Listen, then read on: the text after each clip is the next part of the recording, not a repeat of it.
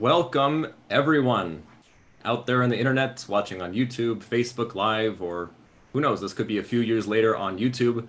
I'm Cantor Marcus Feldman from Sinai Temple, and I am so honored and pleased and happy to welcome my friend, my mentor, my spiritual father, my teacher, Cantor Nathan Lam, the Cantor of Stephen S. Weiss Temple. Cantor Lam, welcome.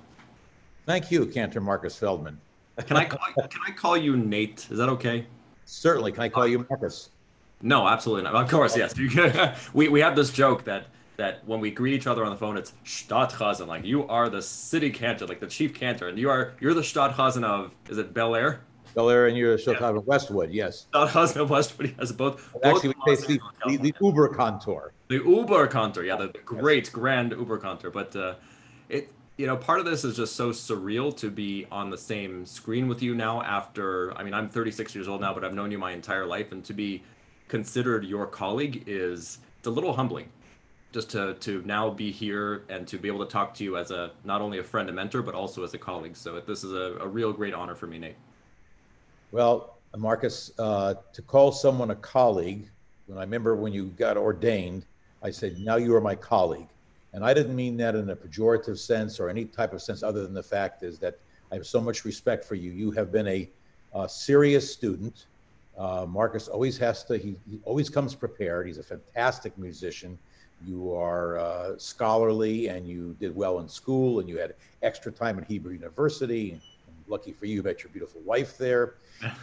Uh, so all these things, and you are the successor to many great cantors and a tremendous legacy at Sinai Temple, which goes back to its beginnings and with cantors. Cantor Silverman was a cantor there. Right. Ray Blantz was a cantor there. Right. Cantor Erstein of blessed memory, who I knew. Wow. And he was something very special. Also a scholar, and his uncle was Zalman Rivlin, who was one of the great cantors in Jerusalem. Yes. And his story is kind of interesting. He had to go for an operation in Vienna, then stayed there and went to the Vienna Conservatory. He was a great musician, and then of course after that was And they my said, hey, you can sing, you've got a voice. voice. And Vienna, of course, was the mecca for Zulcer's music, and he was the Oberkantor there in Vienna. And in Sinai Temple, you had Cantor Joseph Gold, who was my childhood friend since we're 7.5, 8 years old, and Mayor Finkelstein, and then Joe, and then you. So you are a rightful successor to that great legacy. Thank you, Nate. So when I call you Cantor, if I need something, who do I call? I don't, who do I call? I don't call Ghostbusters. I call Marcus Feldman, and you always come through for me. And I absolute honor. I appreciate singing with you because you grew up at the synagogue at the temple. I love it. I want to talk about my story and our relationship too, but I think for people who are not familiar with your incredible history and resume too, maybe just a little bit too. You're also an LA native, just like me, born and raised in LA, and you grew up at Adad Ariel, right, in the distant land of the valley, all the way over the hill. As I tell everybody, in a distant land, far, far away, North Hollywood. Now it's called Valley Village. Valley Village, yes. Called Valley Village. But I was actually I was born in Boyle Heights. Boyle Heights. And my grandfather was the president and builder of the Menorah Center, which was one of that and the Breed Street Show were the two largest institutions in Boyle Heights. And my grandfather was the president, I don't know, for it seemed like forever he was president. And he was also very actively involved in the Jewish National Fund. So born in Los Angeles, and my model as a child, my grandfather passed away when I was 8.5 years old or 9. And so he was this fantastic model for me to be involved in the Jewish community. Then we moved for a brief moment to the San Gabriel Valley, where our family businesses were at. And then we moved to the San Fernando Valley, where my mother and I went to shul every Friday, every Saturday, every Yontif, every second day Yontif, on Hoshana Rabbah, whatever it was, my mother went. My father was not a shul goer, but my mother was. Your mom was up until she couldn't come anymore. I'll never forget her red hair and Marcia and she would call you at least 3 times whenever we would have a voice lesson or a meeting, and we multiply that times everybody else's voice lesson. That's right. my mother, but she was a believer, and I actually learned from her mother and my paternal grandmother very much about Yiddishkeit, and Yiddish became an important thing for me because in all the households of my grandparents, Yiddish was spoken, and my mother spoke Yiddish to her mother and her sister. So it was it was an interesting thing, but Adad Ariel, where I grew up in in North Hollywood, the luckiest day for me was when I was sitting in a junior congregation service, and Cantor Alan Michelson, the great Cantor Alan, walked in. He sounded like Latka Gravis because he was from Latvia. He says, "Who here wants to be a junior cantor?" And my mother hit me in the ribs, and I raised my hand, and what they used to do is he used to take the junior congregation had its own service until Ashrei. And then we joined the adult congregation. They saved 2 or 3 rows, or 150 of us, and we sat in the front. And then between Torah service and Musaf, Rabbi Aaron Wise, he was fantastic at knowing everybody's name, would ask questions about the Parshat HaShavua. And then after that, he would start, Chatzi Kaddish to do the Musaf. And in that congregation, the minhag was they sang practically everything, Avot Gevura. But in the Kedusha, Cantor Michelson would do something special for Mimkomo or Kvodo. And I was standing there as an 8-year-old kid looking up at this guy, and all the stories that my Bobby and my Zadie and my other grandmother told me about Europe came alive for me. I said, this was a European experience. And it affected me so that I just couldn't get enough of it. And I fell in love with Chazanut. So it was music that brought you back to that emotion or that connection of your family. Do you think that's because of your innate musical talent, or just the power of music to really connect us to our tradition and our ancestors? I think both. My maternal grandmother, we used to spend time with, because she lived with my aunt around the corner from Adad Ariel. And so at Motzei Shabbat, the end of Shabbat, she'd always want to listen to a record. The record was one record. It was Jan Pierce. Jan Pierce. Oof. Where he had a number of cantorial selections on it, but there was one song my grandmother always wanted to hear. I didn't quite connect at the moment until many years later. She wanted to hear Mamala. Wow. And it was the tradition of especially Polish Jews, to have a picture of their Elterin, of their parents, above their bed. And my grandmother received a letter from her mother in 1939. Was the last correspondence or any type of connection that they had because in Poland the Jews who lived around Warsaw were taken to Treblinka pretty much early on. So my grandmother, she wanted to hear that every single Motzei Shabbat. She wanted to hear Mamala, and we listened to the other stuff that was on there. They were say by Schlossberg. There was some great music on there, and I'd listen to it. And I'd look up at my grandparents, and my grandfather was not a very tall guy, but my great-grandmother, my grandmother's mother was almost 6 feet tall. She was just huge, incredibly large woman. My great-grandfather was a shochet, and he would shech the meat. The forequarters would go to the Jews, the front of the animal. But the hindquarters, because it wasn't kosher, my great-grandmother would put them on this cart, and my grandmother would go with her, and they would take it to Warsaw, and they would sell the meat to the non-Jews. And that's how my grandmother became a great businesswoman. So she moved to Springfield, Missouri, where they ended up with 85 Jewish families. So that, my mother sang, my father could sing, but my grandfather also sang. But it was all about, when I heard that music, there's something that was just touched me, that said, this is in my DNA. This is Jewish music. And when he sang, Mim komo uifen berachamim yachonam amayachadim shemo. I mean, I was singing probably an octave higher than me, but I was standing there when he said Mim komo uifen berachamim from his place. Brings you back to the moment, and it's that moment. It's so incredible how you have that exact memory of his voice in your head. And what a legacy, because whose voice did he have in his head when he was father. The prayers? His father.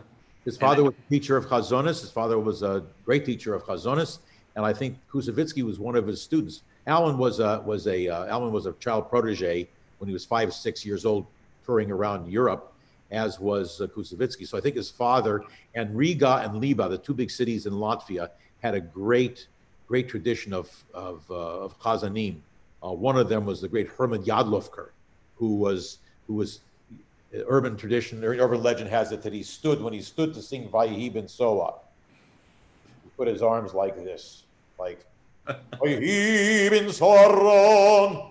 I mean, he just, he was, he was something. So this, and then, you know, it was the period of time I was growing up. I was born in 47. So it was post-Holocaust, the beginning of the state of Israel. So we had great pride in Israel, and my grandparents were tremendous Zionists. My father, one of my father's brothers made Aliyah, and that was part of our family history since we were in the market business. My grandfather would have, my uncle Yaakov, who made Aliyah, they would go, they would buy arms, guns, put them in crates that were in, you know, that they could pass off as some sort of food or canned goods. They take it to Long Beach. They pay the longshoremen to get them on the ships, and they get them out, and they smuggle the guns to Israel. So it was part of our family tradition. So to me in the 50s, and then we'd hear, you know, I'd hear Kusevitsky, or my grandmother would want to hear she liked Pinchik, and very unique voice. Yeah, and she liked Rosenblatt. And Rosenblatt, so my mother bought me all these recordings of Rosenblatt. They were 98s, 78s rather. You know, and you could, and it's the reason, like the Moloch by Rosenblatt is exactly the time it is. Two halves of it. One side.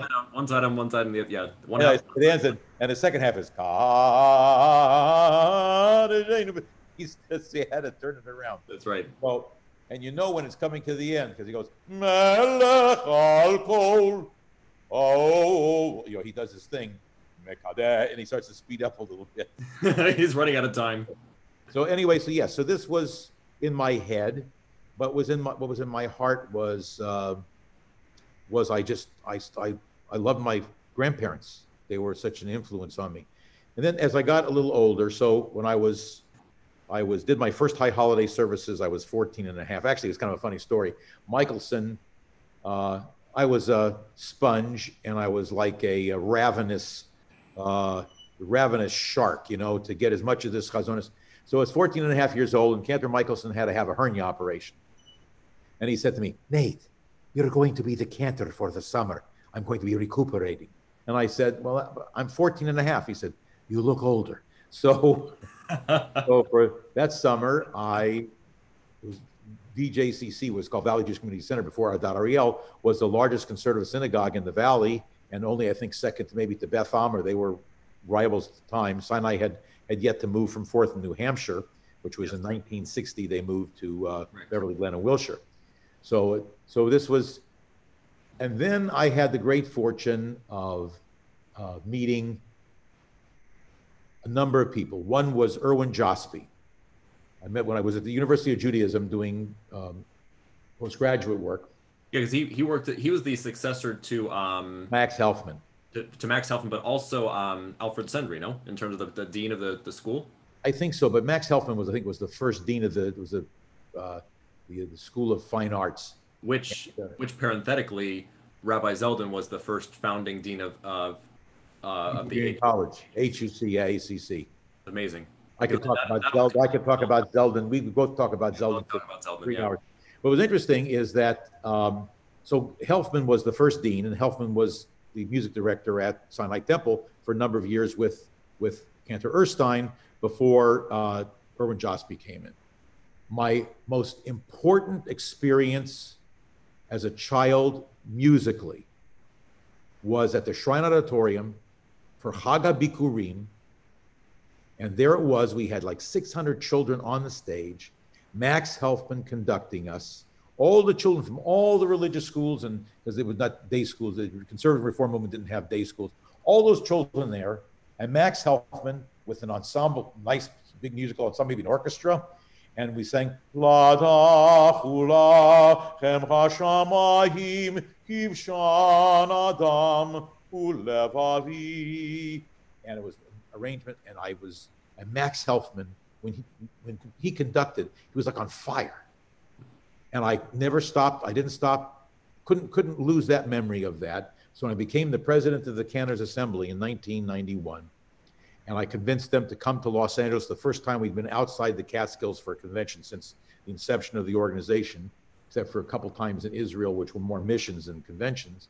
I convinced them we would do very well to go to Los Angeles. And there we went to Los Angeles, and David Silverstein, who was the Chazan Sheni at Sinai Temple at the time, and Joe Gold, myself, and Chaim Frankel, but I was the incoming president. I produced a concert at the Shrine Auditorium, which we filled the place up. That's a 6,000 seat auditorium, had 500 people on the stage, full orchestra conducted by Michael Isaacson. And it was many great cantors from the Cantors Assembly got up and sang. Ed Asner was the master of ceremonies. And that memory as a child of seeing that at the Shrine Auditorium, I had to do that. And it was just we have it on film, actually. It's quite a tour de force. Anyways, so yes, one last thing I'll say is about I had great mentors. Ganchoff we can talk about separately, but Sam Kellemer, Chazan Shmuel, Samuel Kellemer, who was the cantor at Beth Am for 25 years. Sam Kellemer was a unique person, a unique Chazan. He had 3 smichas. His father was a huge Hasidic Rebbe who brought over, I think, 15 or 20,000 Hasidim from Odessa when he came to America. And Sam was a wunderkind. He's one of the movies you see, early talkies, where he sings something from either, I think it's Eicha, or one of the dirges. And he was something. He was a Yiddishist. He was known for his style was different than anybody else's style. And he took Joe Go and myself in, almost like sons. And there was a rivalry between him and Michelson, and Michelson and Fortis and Frankel. There was interesting. But Sam was very important to us in teaching us about improvisation. And when I left to go to New York, I left Shmielik, and as we called him, and that was another great fortune of having someone who could inspire you, and that was Sam Kellemer. That's so fascinating to see that that some cantors could have tension with each other, and I think maybe that's something that congregants or Jewish communal members might not even think about. Are these cantors really competitive? Are they jealous of each other? And it might seem that on the outside, but the truth is we are one tight chevruta. We're always relying on each other for resources, for shared experiences, for learning. I mean, the only way to really understand the art form is to learn from your peers. So there was a place called the Chazonish Verband, which the Chazonish Verband was before the Cantors. We were born in 1947, the Cantors Assembly, and out of a necessity, because the 1,300 professional cantors in Europe had been decimated. They'd all been murdered by the Nazis. And so very few of them survived. The ones who survived came here were guys like David Kane, and there were a number of others who were survivors who came here. But at the time, before then, in New York City, there was a place on 2nd Avenue, which was called the Chazanish Verband. It was the main office of the cantors of it was a Jewish Ministers Association. And these were all these cantors. And we have pictures of them all together, all of the greats, with Rappaport and Hirschman and all of them together, Carton, and this big, huge, picture that rolls out like a high school graduation class picture of all. And they would go there, and Ganchoff would tell us, because he was a young man when that was still going on, and he would tell us guys would go there and they would work on one melisma, one dray, and so one little small section of Hazanut, and they would share with each other, and then someone would do something and they'd say, "Oi, this is sehr gut. This is really good." And they were all Yiddish speakers, so it was, that's what it's called, the Chazanish Verband, the Federation or Association of Cantors. And so that was such an important thought for the Cantors Assembly in particular, that when you go to our conventions, when people come to our conventions, even my beloved rabbis, Yoshi was back rabbi, our current one, and Rabbi Eli Hirscher used to love to come to our conventions because of the achdut, the brotherhood. We also have the most fun. Let's not kid ourselves. Most fun, and one thing that these Jews know how to do is eat. That's right. You can't tell by Marcus because he's. I'll tell you one. I went to my first convention in 1971 at the Grossinger's Hotel, and there we were. And I came downstairs and I met. Oh, that's right. And I met Lifetime. From there, I met some of the people who are my closest friends in the world. And there I saw Benny Meissner, who's retiring this week, and Alberto Mizrahi and Jack Mendelson, and we all met. And I'm watching. I'd never been to a place like this before. I'm an Angelino. They had things in Murrieta Hot Springs, but my parents weren't big on that. So I go there, and people are standing in line at 7:30 in the morning to go into the dining room. And I said to Mizrahi, I said, they're afraid there's not going to be any food. He said, there's plenty of food here. He says, don't worry about that. He said, plenty of food, but they're here for a specific reason. And I said, well, what might that be? He said, because they only have a limited amount of prune Danish. And if you don't get here in the morning early, you're going to miss out on that. So we walked in, we sat down at a table, and the guy brings you a menu. He said, yeah, what do you want? And Mizrahi I looked at Mizrahi, I said, what do you do? He says, just say, okay.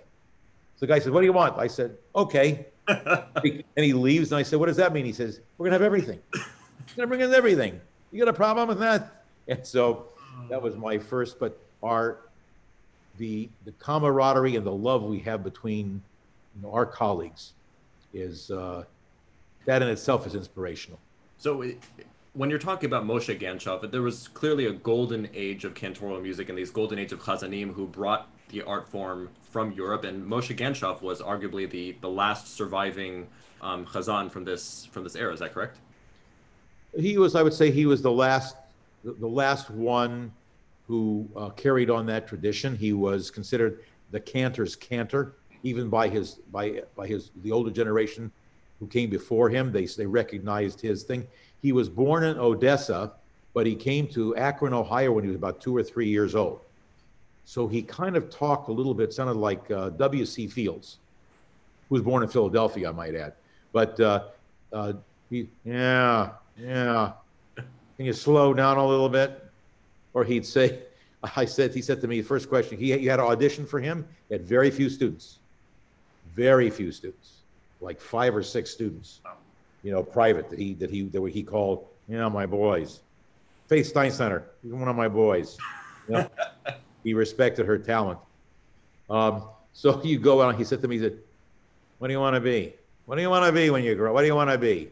And I said, I want to be you. So he looked at me and he said, you know what? You're going to make a lousy, I'm going to clean it up. You're going to make a lousy me. I'm not so sure you're going to be a good you, but we're going to try to get you to be a good you. And he recognized, he said, you're going to sound like me. You can't sound like me. I sound like me. Yeah. You're going to sound like you. So if I give you something, you adapt it. You adapt it to you. So if I did something, certain things he didn't like. He didn't like if the typical modulation was, a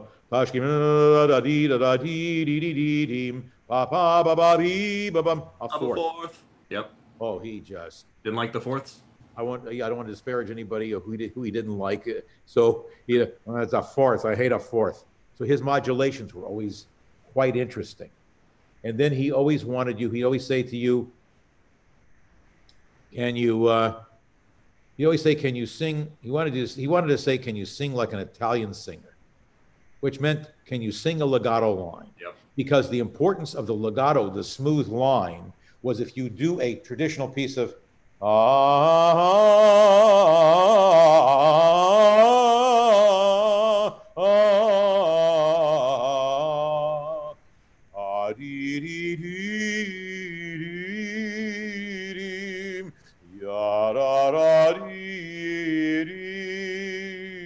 so the Chazonish, that passage which has got the movement in it, becomes more profound when you sing it like you're singing Tu lo sai quanto t'amai.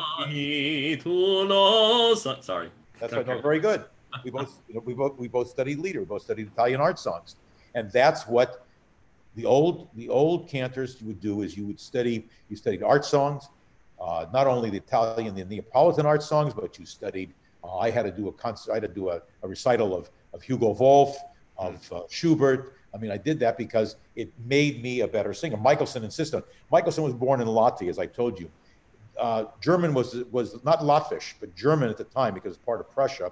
German was their everyday language. So for him, their Wanderstab or Der Musikant by Hugo Wolf, those pieces of lieder to him, he was like Je m'étais yeux, je m'étais enfant, which is Fauré. I mean, you learn those things and they help you to sing better chazanas. Okay, so I think this is a really good place to kind of pivot. And I actually want to hear, or I want to share with all of our viewers here, a recording of you singing. I'm not sure exactly when it was, but I will share my screen, and then maybe when I share it, you can set up what we're about to hear. Okay, what All we're right. about to hear. Eli Jaffe, right? Menatzeach al Chazameret Symphonit. So the Ranana Symphony, right? And oh, look at this. Al Hachazan Natan Lam. Is that you? Yeah, exactly. So what it says, what's interesting, is it says there, I used to joke because I did a lot of recordings and things with I used to go ra na na na na na from the run, and these little symphonettas that were in every one of these little hamlets in Israel, especially after 1990, were all really fantastic Russian immigrants, Russian musicians who came to Israel. The joke used to be when they get off the plane, if they didn't see a violin in their hand, they'd say, "Oh, must be a singer or a piano player." But so Eli Jaffe is a fantastic conductor. He is the choir conductor, music director of the Great Synagogue for many years. His father was the builder of the Great Synagogue, and his brother is the head gabbai for many, many years. And this was a concert at the Binyunei Ha'umah, which is the largest concert hall in Jerusalem. And I think it's larger than the Tel Aviv, the Mann Auditorium in Tel Aviv. So this was set up. I was asked to be in this concert, and this is in the Binyunei Ha'umah, and it's V'li Yerushalayim Mircha. I chose the piece because being in Jerusalem, I wanted to sing that text, and this is by Abe Elstein, and let's listen to a little bit of it. Okay.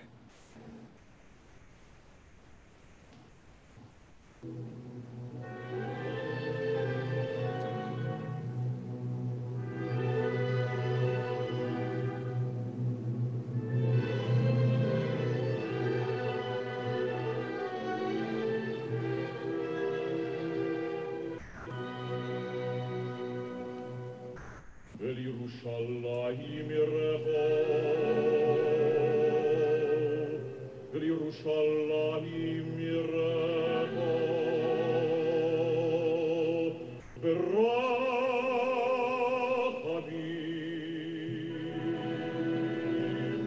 פשטו,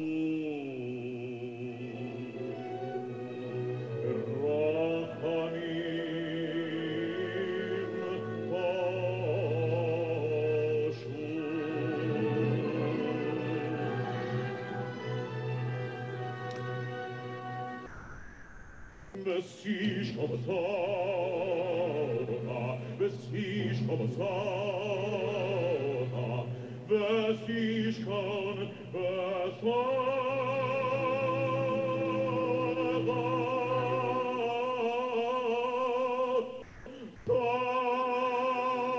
Asher Yebargo.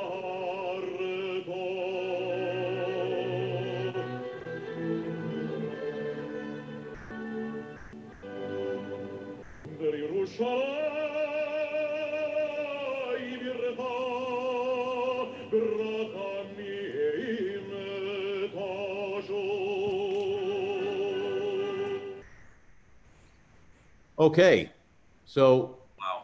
See, when you're talking about you having your cantor's voices in your head, that voice is the voice that is in my head. When I close my eyes and I think of Jewish music, I think of Cantor Nate Lam. So it's so amazing to whenever I hear your voice, it's my past, it's our collective Jewish history too. So I want to personally thank you for that. You have to have a receptive ear and a receptive heart to be the recipient, to be the receiver of that. And you, since you were a little boy, that was you, and you stood there all those years. No matter what it was I asked you to do, and then when you got to be when you were an intern at the temple, when you were in cantorial school, before I'd think it, Cantor Sam Rosenbaum used to say about Pinchik. Pinchik knew where to scratch the Jew before the Jew knew he was going to have an itch. And you knew what I was thinking, and whatever it was, you anticipated it, and it was fantastic. And I'll tell one anecdotal story. I used my Meshorim. I see Ben wants to know about the Meshorim. I saw that there was going to be a decline in synagogue attendance on Friday nights. In Reform synagogues, Friday night is the mainstay. Most people went to Friday night services. And late Friday night service was an invention of Rabbi Cyrus Leventhal in Brooklyn in the 1920s, because the Jews worked late. They were working in the sweatshops, wherever they were working, and they came home, so they have dinner, and then they go to shul at 8:15 or what have you. And so, and the Reform synagogues, they didn't have much of a, much of a service on Shabbat morning. Many synagogues didn't have a service unless there was a bar mitzvah or a bat mitzvah later on. So I saw, and we usually get between around 450 to 600 people every single Friday night. And we had Rabbi Zeldin. Zeldin was a powerhouse. Zeldin was a great human being, one of the greatest people I've ever met. He was my mentor in so many ways, and my biggest fan, and I was his biggest fan. In 25 years we were together on the pulpit. We never had a cross word not ever, not one day, never an argument, never a cross word, never even it was incredible. He was an ish gadol b'dorotav. I can't think of a better way to describe him. A true unique man in his generation. So I saw that things were going to kind of not continue in that direction, whether it was traffic or people less interested in service or what have you. So I thought back and I said, what did Cantor Michelson do? How did he maintain it? There surely was going to be people there every single Shabbat morning. And he had his junior Cantors program. At first, there were 4 of us, and we switched off every 4 weeks. I did Shacharit, and Harold Sonnenclaw and Rand Harris. We switched off every 4th week. And if Alan wanted to do it, he would say, I'll do it this week. And he would. And by the time I was the Hazan Sheni to Dad Ariel, we had 37 different people doing Shacharit. You had to wait almost a year to get your Shacharit in. And we had our group of people who 3 or 4 of us are full-time Cantors, and that was our group. We called Zimriyad that he had, and Joe Gold was one of them, and Bob Scher was one of them, and myself. And when you go to the synagogue, so I thought to myself, if I could get a group of, I'm not saying kids. I said kids and older kids. Doesn't matter. Anybody who wants to sing, because we had older kids who were my choirs. I said, come on Friday night. We're going to work on some music, and each one of you will have something to do in the Friday night service. And it started off with Rihanna Katzman was my right. first. And then, at the time. She was about 9 or 10 years old, right? 9 or 10 years old, yeah. Not in high school. With a fantastic voice. Absolutely. You at the time, I think you were also 11 years old. I started about 10 years old, yeah. 10 years old. And Sarah, the 2 Sarahs, and Barbie. Yep. And so what happened was, before you knew it, we had 20, 25 people? Every Friday night. Every Friday night, shoved into my office. Rehearse in your office from 9 to 10, and whoever got to sit in your chair, it was like, mechuba, like the honor of sitting there. And Joe Abel, what a mensch to recall Joe Abel, who accompanied you for decades, no? Decades, yeah. And so Marcus was standing at the side, and I was trying to get everybody's attention. And I have a sense of humor that sometimes could be a little raw, so I took my baton. I had this fantastic baton that I loved, that baton. And I hit it on the table, and I'd say, okay, whoever talks when they're supposed to be singing, and I went over to Marcus, and I took my baton, and I said, I will take this baton and find the inner part of their brain with the edge of this baton. And Marcus just stood there, didn't move, nothing. He just looked at me, and everybody's looking. Is the Cantor serious? Is the Cantor serious? And, they all knew my sense of humor, but and so the next week or 2 weeks after that, lo and behold, that baton was gone. What happened to the baton? And that baton was gone Yeah. Until Cantor Marcus Feldman was ordained many years later. And then it reappeared. Once I was finally safe, I knew it could never harm me again. But to answer the question, the fact was that singing with me every single week, they had to learn the Madbeat Tefillah, they had to learn the prayers. Okay? They were exposed to a lot of good music. And it wasn't just, Yabba Bum and Yadi Da. You're talking about 16 years old learning Ganshoff, learning Zulzer, learning Lewandowski.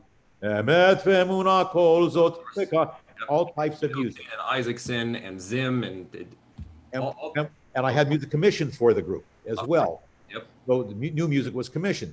Now, talk about commissioning. Should we do that? I would love to talk about commissions because I think I can say this safely that you have commissioned more Jewish music than anyone else. Is that correct?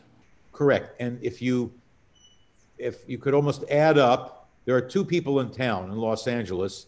Um, Hazan, you know, Chaim Frankel has commissioned a lot of music because he was very close to Mayor Finkelstein. Jay Freilich too. Jay Freilich as well. But I'm very proud of that. And even more than, because Ozzy Schwartz is a great, he's the great successor to the great legacy at Park Avenue Synagogue. And I got my inspiration, as did Kenner Michelson, from the Park Avenue Synagogue commissioning program, because in those years they asked Bernstein, Kurt Weill, Lucas Foss, Darius Milhaud, they asked the greatest composers in the world to write music for them. And so I thought, why not do the same at Stephen Wise? So we have commissioned now probably about 550 different pieces of music over 44 years. Wow. And that is some accomplishment. Some of the music is iconic. Some of the music is sung all over the world in many synagogues, conservative and reform. And some of it, like when you can't write a hit all the time. I know that because when I was in the music business, which is another discussion about my work in the pop music business, you'd sit and listen to 100 songs, you pick one, and you have 12 of those ones on an album, and of the 12, maybe none of them was a hit, maybe one was a hit, or you get an album like with Lionel Richie or with Rod Stewart or Kenny Rogers, and you have 5 hits. You can't do that. But that commissioning program is very exciting. I'd love to share probably your most famous commission and kind of what I would call the national anthem of Stephen Wise Temple, if we can call it that. Obviously, Sinai Temple has our national anthem of L'Ador V'Ador, but from your album, 1987, the album Legacy, you want to maybe say a word about that, and then we'll listen to the famous Sim Shalom. Mike Isaacson, Dr. Michael Isaacson, came to Los Angeles when, like the year before, I was in New York for 3 years in a very conservative congregation in Long Island, which I loved being there. It was a chance for me to hone my davening skills so that I could perform in any Orthodox setting. And then I came back, and Isaacson was here, and Isaacson was doing work for Elmer Bernstein, and he was doing a lot of work in TV and movie. But he's a fantastic composer, and quite a powerful individual. And so he and I started a relationship that lasted 20 years, which was, he was the composer in residence and conductor of my High Holy Choir. And Isaacson is just, some pieces that he'd written, I told him that the Etzba Hashem, the finger of God, was in his hand when he wrote it. And so this was our second album together.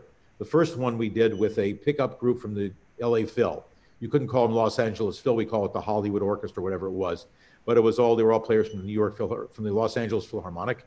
And this one was our second outing, which was the National Symphony of Israel, which means it was the IPO, the Israel Philharmonic Orchestra, recorded in Israel. We record in Israel, come back to Los Angeles, and there is where I do my vocals, and the choir does its background stuff here. This song, this particular prayer was written in 1982 for me, and the minute I started singing it, it became like the theme song, and that's I once at one bar mitzvah in 1989, I won't tell the whole story, I didn't sing it. I sang Sim Shalom Tova Uvracha. A great selection. Great selection. I sang it, and the woman whose mother the bar mitzvah came up to me afterwards with some other words, and she said, remember the tie you're wearing? Remember what you're wearing? You're gonna come back. I'm gonna film this. She was in the business. I'm gonna film this. I'm gonna float this into the video. I want the Sim Shalom. So this is the Sim Shalom. The Sim Shalom. All right, here's the Sim Shalom.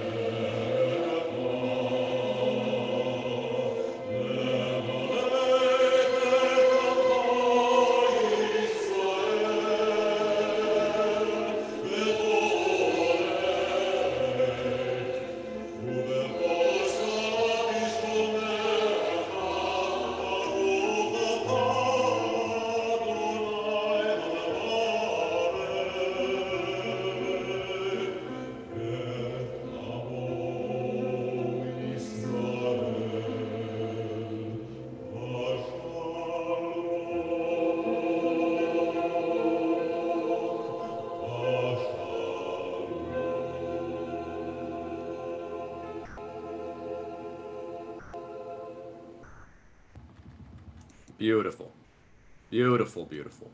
Thank you. So, um, what's interesting about this is the V'li Yerushalayim Ircha that you played that I did was by Abe Elstein. Elstein was a great composer, composed a lot of music for Richard Tucker and for Jan Pierce, and he did his, the Yidel mit the Fiddle. He did operettas and Theater, yeah. movie. So Elstein was quite something, and so that cantorial style with the melismatic, the dreidelach in it. I mean, that's kind of, I grew up with that, and I'm, somewhat of an authority on it.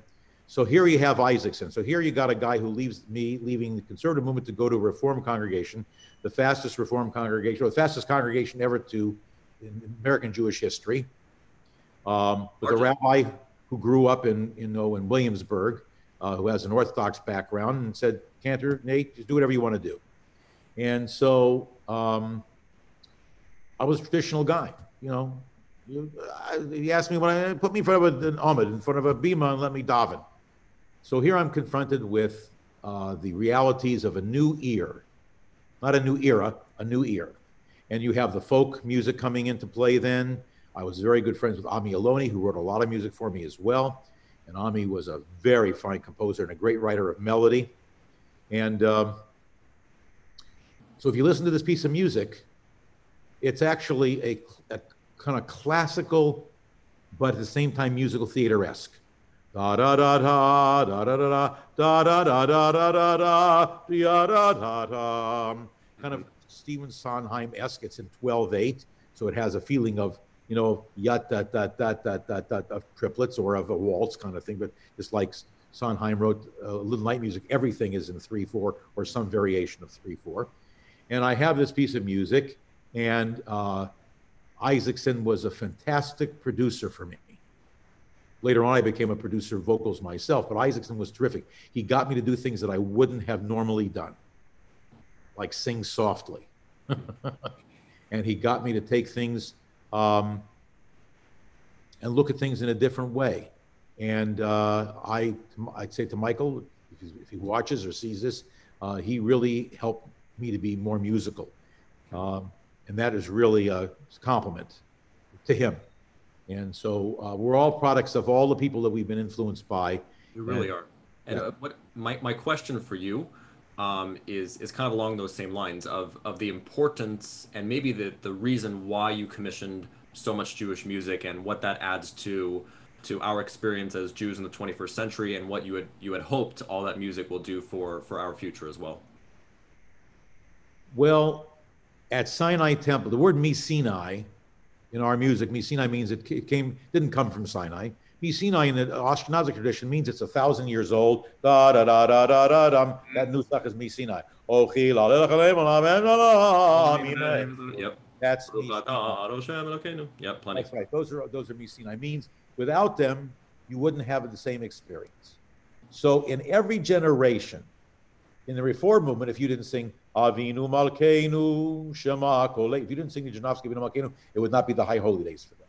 And that's from the 1960s in Chicago, 1950s in Chicago? Janowski, yeah. He wrote Sim Shalom, Sim Shalom. It sounds very similar. If it's not broke, don't fix it. That's exactly right. That's what he told me. So the fact of the matter is that every generation has to have their Mi-Sinai tune. Okay? Maybe for some people it's Lechi Lach, to a land that I would. Maybe that's their Mi-Sinai tune. But if they don't hear that, either whenever a service is or something, if they don't hear Misha Hebeirach Avoteinu Meko, if they don't hear that, then it wasn't a service for them. So it seems like you always have to be looking in three directions. You have to be looking into the past to be connected to what came before us into today's world, but also into the future of making sure that what we're doing is authentic to be able to be transferred to, the Hador Sheba, the generations that will come. Is that true? Yeah. Well, I'll tell you, I'm listening to him going, wow, you put it differently to me, but it was differently I said it. But I used to say, remember, you have to have a finger in the past and a finger in the future and live in the present. And so if you don't look forward, especially now, could any of us imagine what we've had to do the last 6 months? Okay, this has been harder work than I've ever done in my life. I Thank have to put together a service every single Friday night. It's like producing. I was, my producing partner was a guy named Michael Lloyd, a very, very famous producer. And so we did the last four music for the last four Happy Days. And we did a spinoff called Joni Loves Chachi. And that was a lot of work to do that while I was the full-time cantor at Stephen Wise Temple. But the fact of the matter is that takes time and energy. So what we're doing now, so unless you're thinking about platforms, so today the words, the language changes, bandwidth, platforms, buckets. I'm not a big fan of that one, let's put it in that bucket. But that's, or park it, where are we gonna park it? Where's it gonna live? I mean, you go, okay, that's all the language of today. But if you take the language away and you get to the ichor, to the real essence of it, what you're saying is that unless you change, every generation, remember what I say at the end of the Torah, has to write its own Torah. Of course. And just like halacha and everything has to be fluid. When it's concrete and that's not fluid, how can you, if the Torah says put a parapet around the top of your roof, and that's all it was said. If it wasn't later on to talk about about property damage and liability and what happens if you get pushed off and all of those things, how can you do that? So you need that. So in terms of music, our ears change. So let me just give an example. So we've been doing a number of years what we call Soulful Shabbat, which is really contemporary, kind of pop, contemporary jazz arrangements for most of the service. I was driving back home.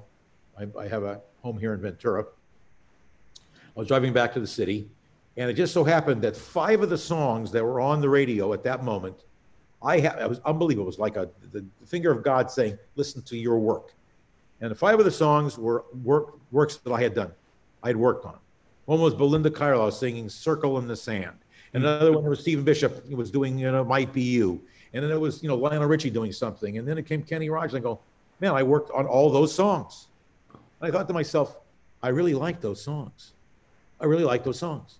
And so my incredible music director and music partner, David Cates. And I thank God for David. David he's just such a fantastic musician and creative and what have you. So we put both of our heads together, which means I say, I have an idea, and then Dave always does it. He knows how to do it.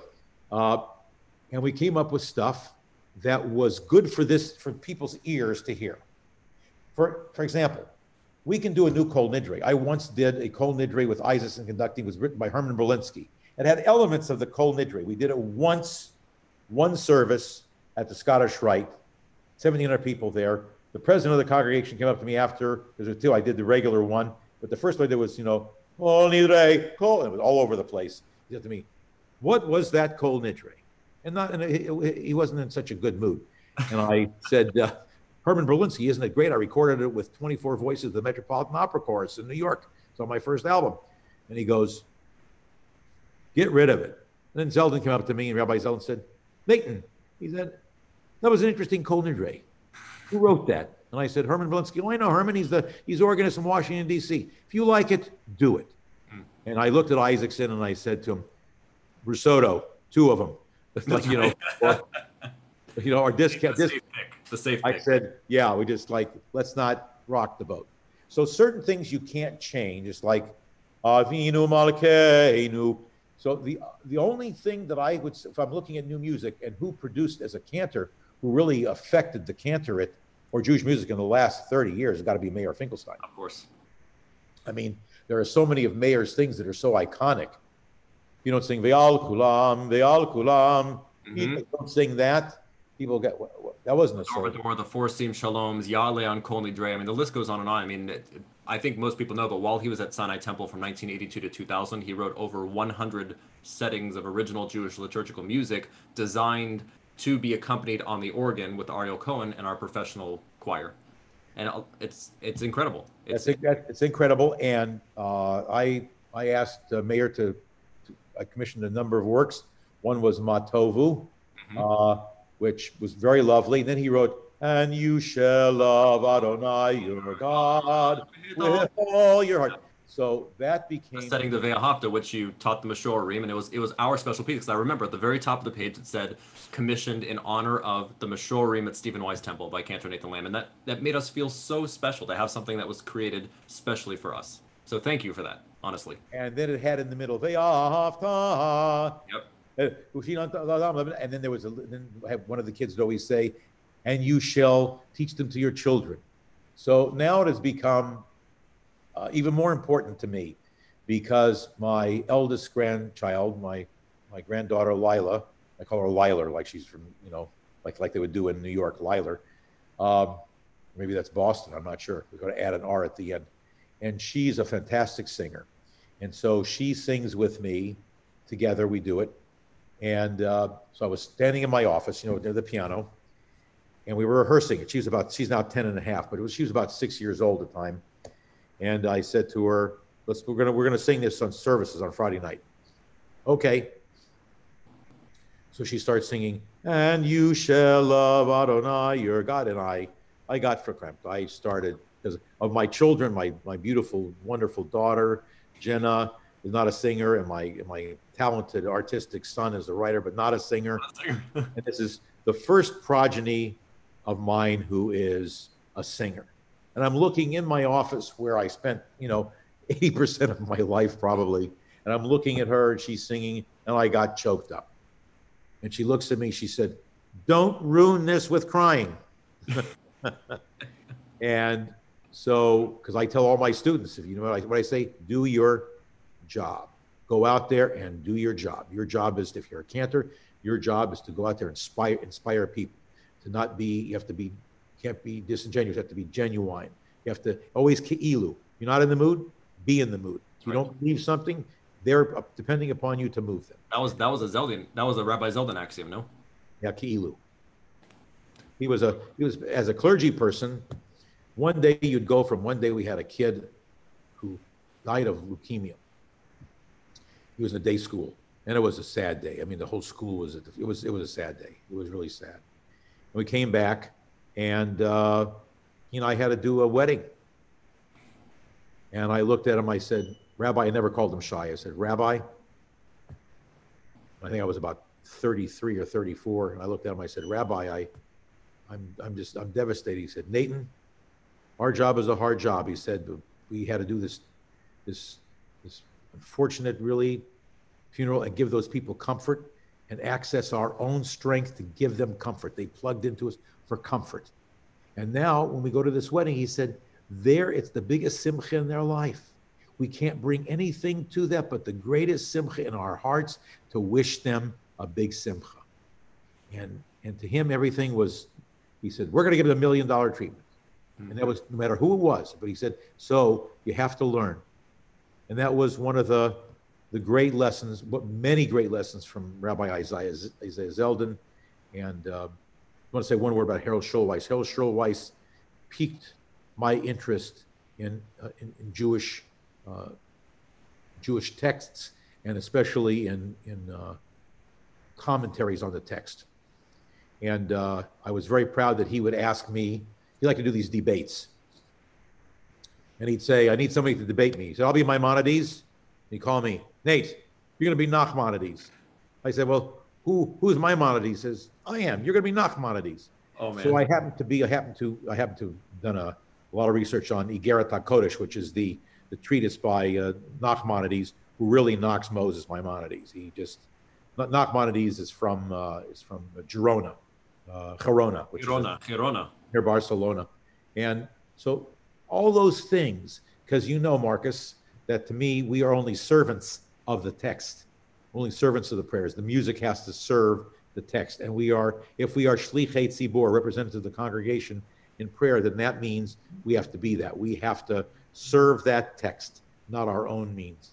So one of our most famous things that we like to do is sing together. And that's just been my honor to do, God, ever since I was 10 years old. So 26 years now we've been singing together, which is an absolute honor. Although I started, and then a few years later it was, and then that was right before my bar mitzvah. You didn't sing for a while. It was terrifying. You were so great. You did, when you had your soprano voice, you did You did the Adonai Roi of the Yes, Bernstein. that's right. Adonai roi, Adonai roi. I can do it better now. I remember that. Yeah, that's terrifying. But I have current bar mitzvah students. They're going through the same thing. I'm like, trust me, I've been there. It sucks, but you'll make it through it. I promise. I promise. So the next interview you do with me, we'll talk about voice. Yes, I would love to have a conversation about voice with you because we're both fans of studying vocal pedagogy and theory and the physiology. It's that's a whole different conversation. But I would love to share actually our most recent collaboration. It's so nice to see you because we haven't actually been able to see each other, but we did a virtual collaboration on a duet that we've been singing together for a couple of decades called Yom Ze LeYisrael. Make this a little bit bigger here.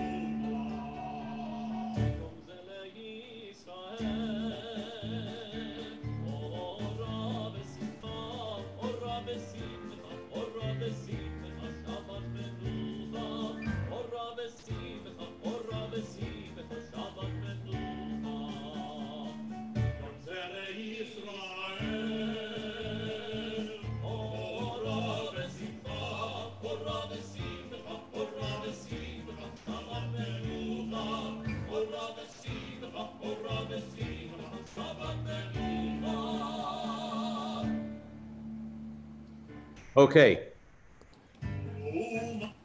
Yes. That is fantastic. You're so fun to sing with. You're still fun to sing with. uh, and so I see some people's names here, and who just said hi. I see some of our colleagues are there, but the last one on the chat list here is from Craig Talman. And I have a nickname for Craig. I call him Craigus Talmanis, like he's from Lithuanian, from the great Vilna. Speaking of people who have had an incalculable contribution to Jewish music, I mean, Craig is Ein Kamocha. Craig, and I'm very excited because Cantor Emma Lutz and I'm very much involved now in transcontinental music, the Jewish publishers of Jewish music, practically the only ones left. But they are doing a new high holiday anthology, which the Lam Media Center is at Stephen Wise Temple is very, very proud and happy to support. And Cantor Emma and I are going to be doing Craig's new Adonai Adonai for the High Holy Days. That's a stunning piece, actually. I sang that I think that was Slichot last year. Absolutely stunning piece. So Kol HaKavod, Craig, and really wonderful. So I mean, Craig has got so many things that are incredible. I mean, just one thing about Craig. We talk about words and music.